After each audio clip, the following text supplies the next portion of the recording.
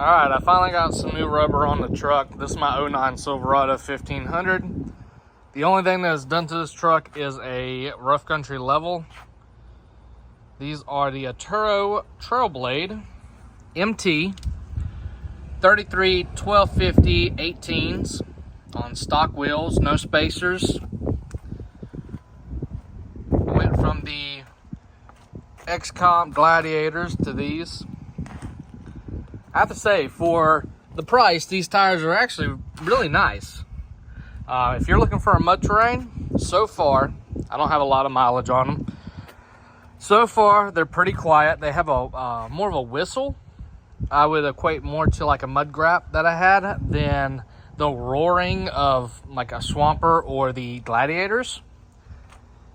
They remind me kind of a Toyo, but one thing that people want to know, are they a true 33? Because 99% of the tires on the market claim to be, say, a 33 or a 35, and they're not. And I'm going to tell you now, these are not.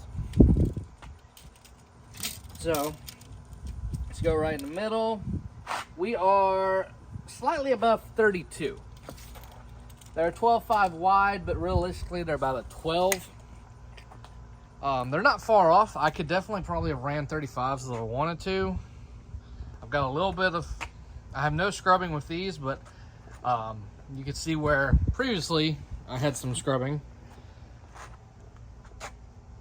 But yeah, I think for one, these tires are pretty light.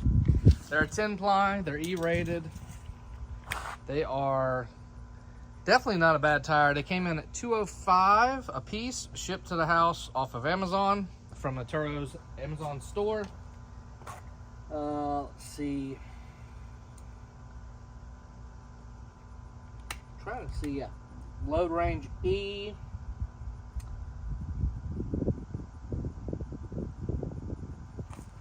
Seeing if I can find the DOT date. 26/24. Okay. So what is that? 20? I don't know. I think if I remember correctly, that's the 26th week of 24. I can't remember. It's been a long time since I took automotive school. But yeah, so far they ride like a Cadillac. They are a softer rubber. So if you're looking for a hard rubber tire, these might not be for you.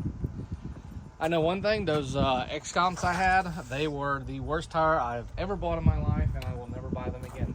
I'm normally a Nitto person, but hey, they came up, they were a good deal, so I decided to give them a try.